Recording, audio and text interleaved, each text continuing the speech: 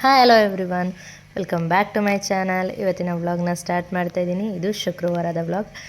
ಶುಕ್ರವಾರ ಆಗಿರೋದ್ರಿಂದ ನಾರ್ಮಲಾಗಿ ಬೆಳಗ್ಗೆ 5:30ಗೆ ಎದ್ದು ಇನ್ನು ರಂಗೋಲಿ ಹಾಕೋಣ ಅಂತ ರಂಗೋಲಿ ಹಾಕ್ತಾಯಿದ್ದೀನಿ. ಫಸ್ಟಿಗೆ ಹೊಸ್ಲಿನೆಲ್ಲ ಕ್ಲೀನ್ ಮಾಡಿ ಹೊಸ್ಲಿಗೆ ಅರಿಶಿನ ಕುಂಕುಮ ಇಟ್ಟು ಹಾಗೆಯೇ ಅಲ್ಲಿಗೂ ಕೂಡ ಕಮಲ ಹೂವಿನ ಡಿಸೈನ್ದು ರಂಗೋಲಿ ಹಾಕಿದ್ದೆ. ನಾನು ತುಂಬ ವೀಡಿಯೋಸಲ್ಲಿ ಹೇಳಿದ್ದೀನಿ, ಲಕ್ಷ್ಮಿಗೆ ಕಮಲ ಹೂವು ಅಂದರೆ ಇಷ್ಟ, ಅದಕ್ಕೋಸ್ಕರ ಅದನ್ನು ಅಲ್ಲಿ ಹಾಕಿದೆ. ಇನ್ನು ನಾನು ಇವಾಗ ಹಾಕ್ತಾ ಇರೋ ರಂಗೋಲಿ ಬಂದು ಶಂಕು ಡಿಸೈನ್ದು. ಶಂಕುನೂ ಕೂಡ ಲಕ್ಷ್ಮಿಗೆ ಪ್ರಿಯವಾದದ್ದು ಅಂತ ಹೇಳ್ತಾರೆ, ಶಂಕು ಕವಡೆ ಎಲ್ಲ. ಹಾಗಾಗಿ ಇವತ್ತು ಶಂಕು ಡಿಸೈನ್ ಬರೋ ರೀತಿ ರಂಗೋಲಿನ ಹಾಕ್ತಾಯಿದ್ದೀನಿ. ಪುಟ್ಟದಾಗ ಹಾಕ್ತಾಯಿದ್ದೀನಿ. ಬನ್ನಿ ನೋಡೋಣ ಹೇಗೆ ಕಾಣಿಸುತ್ತೆ ಅನ್ನೋದನ್ನು. ಕಂಪ್ಲೀಟ್ ಆದಮೇಲೆ ನೋಡಿ ನೀವು ಕಮೆಂಟ್ ಮಾಡಿ ತಿಳಿಸಿ.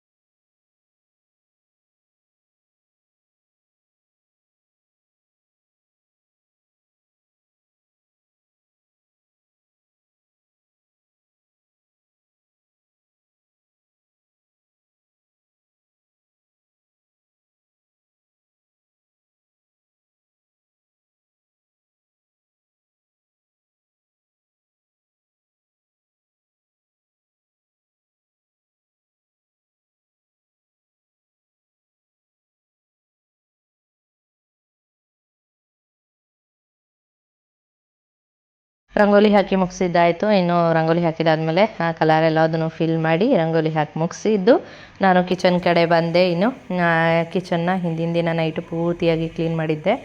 ಅಂದರೆ ಗ್ಯಾಸ್ ಸ್ಟವ್ ಎಲ್ಲ ಕ್ಲೀನ್ ಮಾಡಿ ಅದರದ್ದು ಸ್ಟ್ಯಾಂಡ್ಸ್ ಏನು ಬರುತ್ತೆ ಅದನ್ನೆಲ್ಲ ತೊಳೆದು ಒಣಗೋದಕ್ಕೆ ಅಂತ ಶೆಲ್ಫ್ ಮೇಲೆ ಇಟ್ಟಿದೆ. ಹಾಗಾಗಿ ಅದನ್ನೆಲ್ಲ ತೆಗೆದು ಜೋಡಿಸ್ದೆ. ಇನ್ನು ಅದಾದಮೇಲೆ ಸಾನುಗೆ ಬ್ರೇಕ್ಫಾಸ್ಟ್ಗೆ ಅಂತ ಹೇಳಿ ಕ್ಯಾರೆಟ್ ತುರಿ ಪಲ್ಯ ಮಾಡೋಣ ಅಂತ ಹೇಳಿ ಕ್ಯಾರೆಟ್ನ ತುರಿತಾ ಇದ್ದೀನಿ.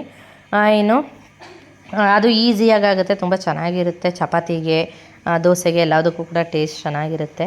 ಹಾಗಾಗಿ ಅದನ್ನೇ ಮಾಡ್ತಾಯಿದ್ದೆ. ಇನ್ನು ನಾನು ಕ್ಯಾರೆಟ್ನ ತುರಿದಿಟ್ಟು ಜೊತೆಗೆ ಒಂದು ಮೀಡಿಯಮ್ ಸೈಜ್ ಈರುಳ್ಳಿನೂ ಕಟ್ ಮಾಡಿ ಇಟ್ಕೊಂಡೆ. ಇನ್ನು ಅದಾದಮೇಲೆ ಒಗ್ಗರಣೆಗೆ ಹಾಕ್ತಾಯಿದ್ದೀನಿ. ಬಾಣಲಿ ಇಟ್ಟೆ, ಅದಕ್ಕೆ 2 ಸ್ಪೂನ್ ಎಣ್ಣೆ ಹಾಕಿ ಅದು ಸ್ವಲ್ಪ ಬಿಸಿ ಆಗ್ತಿದ್ದಾಗೇ ಸಾಸಿವೆ ಮತ್ತು ಕಡಲೆಬೇಳೆ ಎರಡೂ ಹಾಕ್ಕೊಂಡೆ.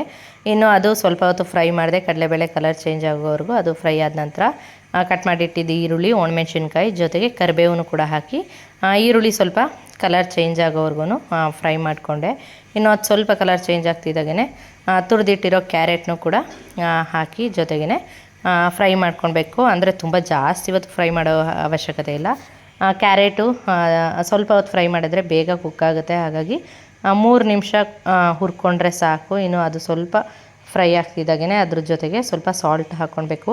ಸಾಲ್ಟ್ನೂ ಕೂಡ ಸ್ವಲ್ಪ ಕಮ್ಮಿನೇ ಹಾಕಬೇಕು, ತುಂಬ ಜಾಸ್ತಿ ಹಾಕಿದ್ರೆ ಅದು ಜಾಸ್ತಿ ಸಾಲ್ಟಿ ಅನಿಸುತ್ತೆ. ಅದಕ್ಕೆ ಸ್ವಲ್ಪ ಲೈಟಾಗಿ ಸಾಲ್ಟ್ ಹಾಕಿ ಅದನ್ನು ಫ್ರೈ ಮಾಡಿದೆ. ಇನ್ನು ಅದಾದಮೇಲೆ ಲಾಸ್ಟಿಗೆ ಕೊತ್ತಂಬರಿ ಸೊಪ್ಪು ಹಾಕಿ 1 ಟೈಮ್ ಮಿಕ್ಸ್ ಮಾಡಿದ್ರೆ ಕ್ಯಾರೆಟ್ ತುರಿ ಪಲ್ಯ ಸೂಪರಾಗಿರುತ್ತೆ. ತೆಂಗಿನಕಾಯಿ ತುರಿನೂ ಹಾಕ್ಬೋದು, ಬಟ್ ಸಾನಿಗೂ ತೆಂಗಿನಕಾಯಿ ತುರಿನೂ ಇಷ್ಟ ಆಗಲ್ಲ. ಹಾಗೆ ಅವಳಿಗೆ ತುಂಬ ಜಾಸ್ತಿ ತೆಂಗಿನಕಾಯಿ ಯಾವುದಕ್ಕೂ ಯೂಸ್ ಮಾಡ್ತಿಲ್ಲ. ಹಾಗಾಗಿ ಅದಷ್ಟನ್ನು ಮಾತ್ರ ಹಾಕಿ ಫ್ರೈ ಮಾಡಿ ಕ್ಯಾರೆಟ್ ತುರಿ ಪಲ್ಯನ ರೆಡಿ ಮಾಡಿಟ್ಟೆ. ಇನ್ನು ಅದಾದಮೇಲೆ ಅವಳಿಗೆ ದೋಸೆ ಹಾಕ್ಕೊಡೋಣ ಅಂತ ಹಾಕ್ಕೊಡ್ತಾಯಿದ್ದೆ. ಅಂದರೆ ಏನರ ದೋಸೆ ಅಂದರೆ ನಾರ್ಮಲ್ ದೋಸೆ ನಾನು ಕೊಡ್ತಾಯಿಲ್ಲ. ಉದ್ದಿನ ಹಿಟ್ಟು ಏನು ಮಾಡಿಕೊಡ್ತೀವಿ ಅವಳಿಗೆ ಮುದ್ದೆ, ಅದರದ್ದೇ ಹಿಟ್ಟನ್ನ ಕಲಸಿ ಅದರಲ್ಲಿ ದೋಸೆ ಮಾಡ್ತಾಯಿದ್ದೀನಿ. ಅಂದರೆ ಬೆಳಗ್ಗೆನೇ ಕಲಸಿ ಅಲ್ಲೇ ಮಿಕ್ಸ್ ಮಾಡಿ ಹಾಗೆಯೇ ಹಾಕೋದು. ಉದ್ದು ಹಾಗೆಯೇ ಮೆಂತ್ಯ, ಅಕ್ಕಿ, ರಾಗಿ, ಗೋಧಿ ಎಲ್ಲ ಮಿಕ್ಸ್ ಇರುತ್ತಲ್ವ, ಅದರಲ್ಲಿ ದೋಸೆನೂ ಕೂಡ ಚೆನ್ನಾಗಿ ಬರುತ್ತೆ. ಹಾಗಾಗಿ ಅವಳಿಗೆ ಅದೇ ದೋಸೆನ ಹಾಕಿ ಬಾಕ್ಸ್ ಪ್ಯಾಕ್ ಮಾಡ್ತಾಯಿದ್ದೆ. ಇನ್ನು ಸಾನೂ ಕೂಡ ತಿಂತಾಯಿದ್ಲು, ಅವಳಿಗೆ ಹಾಕ್ಕೊಟ್ಟಿದ್ದೆ ಆಲ್ರೆಡಿ. ಅವಳು ತಿಂತಾ ಕೂತಿದ್ಲು. ಇನ್ನು ನಾನು ಬಾಕ್ಸಿಗೆ ರೆಡಿ ಮಾಡಿ ಸಾನೂ ಕೂಡ ಸ್ಕೂಲಿಗೆ ಕಳಿಸ್ದೆ. ಕನುಷಿಗೆ ಸ್ಕೂಲ್ ಇಲ್ಲದೆ ಇರೋದ್ರಿಂದ ನನಗೂ ಕೂಡ ಈಸಿಯಾಗಿ ಬೇಗ ಕೆಲಸ ಆಯಿತು. ಇನ್ನು ಅದಾದಮೇಲೆ ನಾನು ಕೂಡ ಸಾನು ಹೋಗಿದ್ದಾದಮೇಲೆ ಮನೆಯೆಲ್ಲದನ್ನು ಪೂರ್ತಿಯಾಗಿ ಗುಡಿಸಿ ಒರೆಸಿ ಕ್ಲೀನ್ ಮಾಡಿಕೊಂಡು ನಾನು ಸ್ನಾನ ಮುಗಿಸ್ಕೊಂಡು ಬಂದು ಪೂಜೆನೂ ಮಾಡಿದೆ. ಇನ್ನು ಶುಕ್ರವಾರ ಆಗಿರೋದ್ರಿಂದ ಇವತ್ತು ಲಕ್ಷ್ಮೀ ಸಾಂಗ್ನ ಹಾಕಿದ್ದೀನಿ. ನಾರ್ಮಲಾಗಿ ಶುಕ್ರವಾರ ಅಂದ ತಕ್ಷಣ ಲಕ್ಷ್ಮೀನೇ ಅಲ್ವಾ ಪೂಜೆ ಮಾಡೋದು. ಜೊತೆಗೆ ನಾನು ಕೆಲವೊಮ್ಮೆ ಚಾಮುಂಡೇಶ್ವರಿ ಸಾಂಗ್ಸ್ನು ಪ್ಲೇ ಮಾಡ್ತೀನಿ. ಆದರೆ ಇವತ್ತು ಲಕ್ಷ್ಮೀ ಸಾಂಗ್ನ ಹಾಕಿದ್ದೆ. ಇನ್ನು ಅದಾದಮೇಲೆ ನಾನು ಕೂಡ ಸ್ವಲ್ಪ ಹೊತ್ತು ಕೂತು ಬ್ರೇಕ್ಫಾಸ್ಟ್ ಮುಗಿಸ್ದೆ. ಇನ್ನು ಸಂತು ಹಿಂದಿನ ದಿನ ನೈಟ್ ಡ್ಯೂಟಿ ಹೋಗಿದ್ದರು. ಅವರು ಬೆಳಗಿನ ಜಾವ 4 ಗಂಟೆಯಲ್ಲಿ ಬಂದು ಮಲಗಿದ್ರು. ಅದಕ್ಕೋಸ್ಕರ ಸ್ವಲ್ಪ ಲೇಟಾಗಿದ್ದರು. ನಾನು ಬ್ರೇಕ್ಫಾಸ್ಟ್ ಮುಗಿಸ್ಬಿಟ್ಟು ಕೂತಿದ್ದೆ ಹಾಗೆಯೇ. ಆಮೇಲಿಂದ ಸಂತು ಇದು ಬ್ರೇಕ್ಫಾಸ್ಟ್ ಹಾಕ್ಕೊಡೋದಕ್ಕೆ ಹೇಳಿದ್ರು.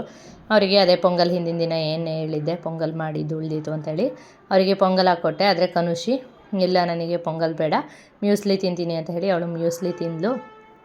ಏನೋ ಸಂತು ಜೊತೆಗೆ ಚಕ್ಲಿನೂ ಹಾಕ್ಸ್ಕೊಂಡು ತಿಂತಾಯಿದ್ರು. ಇನ್ನು ಅವರು ಕೂಡ ಬ್ರೇಕ್ಫಾಸ್ಟ್ ಮಾಡಿ ಮುಗಿಸಿದ್ರು. ಇವಾಗ ಅಡುಗೆ ಮಾಡೋಣ ಅಂತ ಬಂದಿದ್ದೀನಿ. ಏನು ಅಡುಗೆ ಮಾಡೋಣ ಅಂದ್ಕೊಂಡಿದ್ದೀನಿ ಅಂದರೆ ರಸಮ್ ಅಷ್ಟೇ, ಸಿಂಪಲಾಗಿ ರಸಮ್ ಮಾಡೋಣ ಅಂತ ಅಂದ್ಕೊಂಡಿದ್ದೀನಿ. ಬೆಳಗ್ಗೆ ತಿಂಡಿ ಮುಗಿಸಿದ್ದಾದಮೇಲೆ ಹಾಗೆ ಕೂತ್ಕೊಂಡು ಟಿ ವಿ ನೋಡಿದ್ವಿ ನಾನು ಕನುಷಿ ಇಬ್ಬರು. ಇನ್ನು ಸಂತು ಕೂಡ ಹೋಗಿ ಮಲ್ಕೊಂಡ್ರು.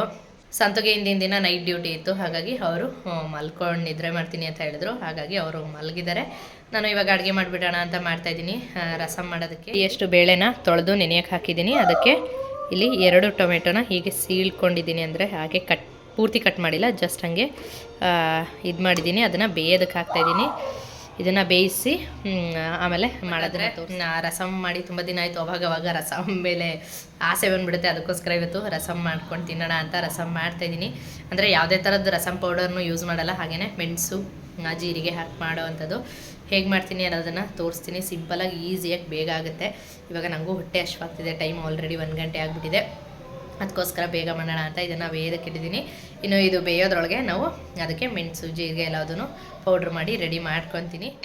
ಫಸ್ಟಿಗೆ ನಾನು 1 ಸ್ಪೂನಷ್ಟು ಮೆಣಸಿನ್ಕಾಳನ್ನ ಹಾಕ್ಕೊತಾ ಇದ್ದೀನಿ. ಜೊತೆಗೆ 1/2 ಸ್ಪೂನಷ್ಟು ಜೀರಿಗೆನ ಹಾಕ್ಕೊತಾ ಇದ್ದೀನಿ.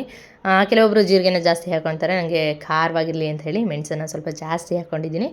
ಇದೆರಡನ್ನೂ ಹಾಕ್ಕೊಂಡು ಲೋ ಫ್ಲೇಮಲ್ಲೇ ಸ್ವಲ್ಪ ಹೊತ್ತು ಫ್ರೈ ಮಾಡ್ಕೊಳ್ಬೇಕು, ಕಲರ್ ಚೇಂಜ್ ಆಗೋವರೆಗೂ. ಇನ್ನು ಇದು ಫ್ರೈ ಆದ ನಂತರ ಇದು ಜಾರಿಗೆ ಹುರಿದಿರೋ ಜೀರಿಗೆ ಮೆಣಸು ಎರಡನ್ನೂ ಕೂಡ ಹಾಕ್ಕೊತಾ ಇದ್ದೀನಿ. ಅದ್ರ ಜೊತೆಗೆ 2 ಒಣಮೆಣ್ಸಿನ್ಕಾಯಿ, 2 ಹಸಿಮೆಣ್ಸಿನ್ಕಾಯಿ, ಜೊತೆಗೆ ಸ್ವಲ್ಪ ಹಸಿ ಕರಿಬೇವಿನ ಸೊಪ್ಪನ್ನ ಹಾಕ್ಕೊತಾ ಇದ್ದೀನಿ. ಹಸಿ ಕರಿಬೇವು ಹಾಕೋದ್ರಿಂದ ಟೇಸ್ಟ್ ತುಂಬ ಚೆನ್ನಾಗಿರುತ್ತೆ. ಅದಕ್ಕೋಸ್ಕರ ಸ್ವಲ್ಪ ಹಸಿ ಕರಿಬೇವಿನ ಸೊಪ್ಪನ್ನ ಹಾಕ್ಕೊತಾ ಇದ್ದೀನಿ. ಇನ್ನು ಅದಾದಮೇಲೆ ಸ್ವಲ್ಪ ಬೆಳ್ಳುಳ್ಳಿ, ಅಂದರೆ 2 ಬೆಳ್ಳುಳ್ಳಿ ಇದೆ. ಇದು ನಾಟಿ ಬೆಳ್ಳುಳ್ಳಿ ಆಗಿರೋದ್ರಿಂದ ಚಿಕ್ಕದು. ಇನ್ನು ಇದಿಷ್ಟನ್ನು ಹಾಕಿ ಅದನ್ನು ಪೌಡರ್ ಮಾಡ್ಕೊಂಡಿದ್ದೀನಿ. ಇನ್ನು ಇದು ಇವಾಗ ರೆಡಿಯಾಗಿದೆ. ಬೇಳೆನೂ ಕೂಡ ಬೆಂದಿದ್ದಾಗಿದೆ, ಅದು ಕೂಡ ವಿಜಲ್ ಆರಿದೆ. ಇನ್ನು ಇವಾಗ ಈ ಬೇಯಿಸಿರೋ ಬೇಳೆನಲ್ಲಿ ಟೊಮೆಟೊ ಏನಿದೆ ಅದನ್ನು ಸಪ್ರೇಟಾಗಿ ತೊಗೊಂಡು ಅದನ್ನು ಸ್ಮ್ಯಾಶ್ ಮಾಡ್ಕೊತಾ ಇದ್ದೀನಿ. ಅದನ್ನು ಸ್ಮ್ಯಾಶ್ ಮಾಡಿದ್ದಾದಮೇಲೆ ಅದಕ್ಕೆ ನಾವು ಸ್ವಲ್ಪ ಅರಿಶಿಣದ ಪುಡಿ ಜೊತೆಗೆ ಹಿಂಗು ಅದನ್ನು ಕೂಡ ಇದೇ ಟೈಮಲ್ಲಿ ಹಾಕ್ಕೊತಾ ಇದ್ದೀವಿ. ಇದಾದಮೇಲೆ ಹುಣಸೆಹಣ್ಣು ರಸ, ಒಂದು ನೆಲ್ಲಿಕಾಯಿ ಗಾತ್ರದ ಹುಣಸೆಹಣ್ಣನ್ನ ನೆನೆಸಿಟ್ಕೊಂಡಿದ್ದೆ, ಅದರ ರಸನ ತೆಗೆದು ಹಾಕ್ಕೊತಾ ಇದ್ದೀನಿ. ಇನ್ನು ಇದಿಷ್ಟನ್ನು ಹಾಕಿದ್ದಾದಮೇಲೆ ಇದಕ್ಕೆ ನೀರು ನಿಮಗೆ ಯಾವ ಕನ್ಸಿಸ್ಟೆನ್ಸಿ ಬೇಕು, ಅಂದರೆ ಮುಂದೆನೂ ಯಾವಾಗ ಬೇಕಿದ್ರೂ ನೀರು ಹಾಕ್ಕೊಳ್ಬೋದು. ಇವಾಗ ಇದನ್ನು ಕುದಿಯೋದಕ್ಕೆ ಇಡಬೇಕು, ಹಾಗಾಗಿ ಇದಕ್ಕೆ ಸ್ವಲ್ಪ ನೀರನ್ನ ಹಾಕಿ ಮಿಕ್ಸ್ ಮಾಡಿ ಇದನ್ನು ಇವಾಗ ಬೇಯೋದಕ್ಕೆ ಇಡ್ತೀನಿ. ಇದು ಸ್ವಲ್ಪ ಹೊತ್ತು ಕುದಿ ಬಂದಿದ್ದಾದಮೇಲೆ ಇದಕ್ಕೆ ನಾವು ಏನು ಫಸ್ಟು ಬೇಳೆನ ಬೇಯಿಸಿಟ್ಕೊಂಡಿದ್ವಿ, ಸಪ್ರೇಟಾಗಿ ತೆಗೆದಿಟ್ಟಿದ್ದೆ ಅದನ್ನು, ಅದು ಪೂರ್ತಿಯಾಗಿ ಬೆಂದಿತ್ತು. ಅದನ್ನು ಇದಕ್ಕೆ ಇವಾಗ ಮಿಕ್ಸ್ ಮಾಡ್ಕೊತಾ ಇದ್ದೀನಿ. ಇವಾಗ ಕುದಿಯೋ ಟೈಮಲ್ಲಿ ಬೇಳೆನ ಮಿಕ್ಸ್ ಮಾಡ್ಕೊಳ್ಳೋ ಅಂಥದ್ದು.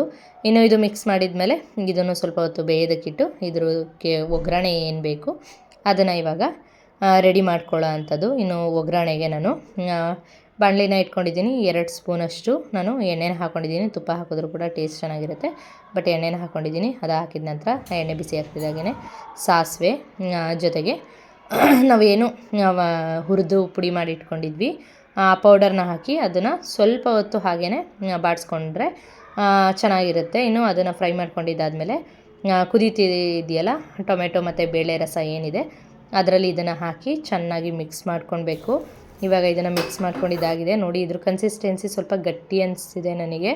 ರಸಮ್ ಅಂದರೆ ಸ್ವಲ್ಪ ತೆಳುವಾಗಿದ್ರೇ ಟೇಸ್ಟು ಚೆನ್ನಾಗಿರುತ್ತೆ. ಅದಕ್ಕೋಸ್ಕರ ಅದಕ್ಕೆ ಸ್ವಲ್ಪ ನೀರು ಹಾಕಿ ಅದನ್ನು ಕುದಿಸ್ಕೋಬೇಕು. ಅದು ಕುದಿಯೋ ಟೈಮಲ್ಲಿ ಲಾಸ್ಟಿಗೆ ಕೊತ್ತಂಬರಿ ಸೊಪ್ಪು ಹಾಕಿ ಆಫ್ ಮಾಡಿದ್ರೆ ಒಂದೊಳ್ಳೆ ರಸಮು ರೆಡಿಯಾಗುತ್ತೆ.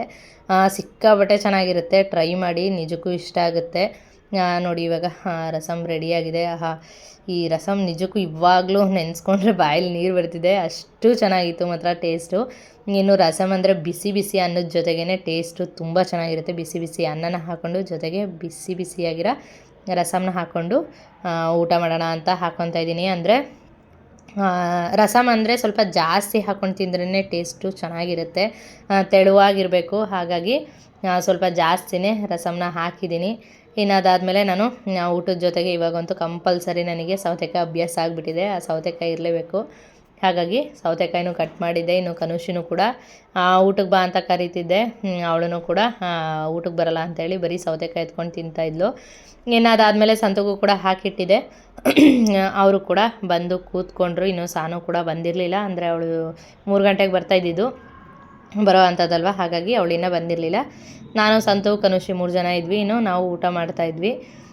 ಇನ್ನು ಅದಾದಮೇಲೆ ಮಾತಾಡ್ಕೊಂಡು ಹಾಗೆ ಊಟ ಮಾಡ್ತಾಯಿದ್ವಿ. ಸಂತು ಕೂಡ ನಿದ್ರೆ ಮಾಡಿ ಎದ್ದಿದ್ರು. ಅಂದರೆ ಊಟದ ಟೈಮ್ಗೆ ಅಂತ ಎಪ್ಸಿದ್ದು. ಅವ್ರು ಇಲ್ಲಾಂದಿರು ಇನ್ನೂ ಒಂದಷ್ಟು ಹೊತ್ತು ಬೇಕಿದ್ರೆ ಮಲಗ್ತಿದ್ರು.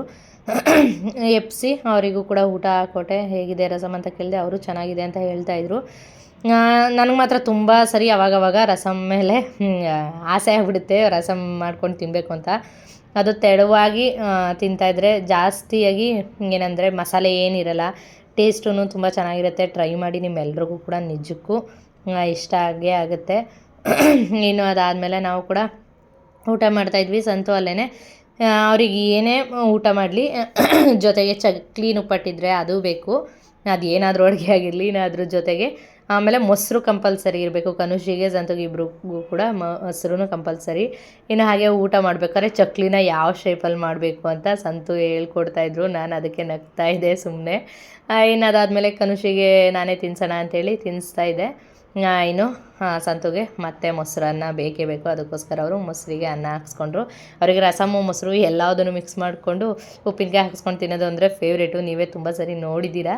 ಹಾಗಾಗಿ ಅವರು ಮೊಸರು ಹಾಕ್ಸ್ಕೊಂಡು ಉಪ್ಪಿನಕಾಯಿನೂ ಕೂಡ ಹಾಕ್ಕೊಡು ಅಂತ ಹಾಕ್ಸ್ಕೊಂಡು ತಿಂತಾಯಿದ್ರು. ಇನ್ನು ಓಕೆ, ನಾನು ಈ ವಿಡಿಯೋನ ಇಲ್ಲಿಗೆ ಎಂಡ್ ಮಾಡ್ತೀನಿ. ಈ ವಿಡಿಯೋ ಇಷ್ಟ ಆಗಿದೆ ಅಂತ ಅಂದ್ಕೊತೀನಿ. ವಿಡಿಯೋ ಇಷ್ಟ ಆಗಿದರೆ ಲೈಕ್, ಶೇರ್, ಕಮೆಂಟ್ ಮಾಡೋದನ್ನು ಮರಿಬೇಡಿ. ಹಾಗೆ ಯಾರೆಲ್ಲ ನನ್ನ ಚಾನಲ್ನ ಹೊಸದಾಗಿ ನೋಡ್ತಿರ್ತೀರಾ ಪ್ಲೀಸ್ ಸಬ್ಸ್ಕ್ರೈಬ್ ಮಾಡ್ಕೊಂಡು ನೋಡಿ. ಪಕ್ಕದಲ್ಲಿ ಕಾಣಿಸೋ ಬೆಲ್ಲೈಕನ್ನು ಕೂಡ ಕ್ಲಿಕ್ ಮಾಡಿ. ಇನ್ನು ಈ ವಿಡಿಯೋನ ಇಲ್ಲಿವರೆಗೂ ನೋಡಿದ್ದಕ್ಕಾಗಿ ಥ್ಯಾಂಕ್ ಯು ಸೋ ಮಚ್.